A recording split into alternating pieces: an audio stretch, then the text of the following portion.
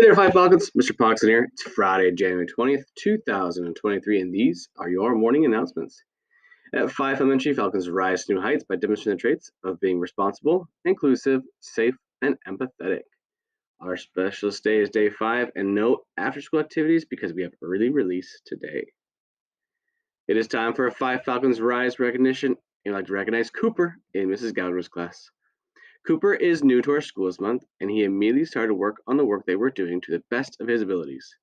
He also is making wise choices, responsible choices at recess, in the hallways, and at vehicle pickup. We love Senior Rise in action, Cooper. Keep up the great work. Today's birthdays: Luke in Miss Driscoll's class and Isabella in Mrs. Hendricks' class. Isabel, excuse me, in Miss Hendricks' class.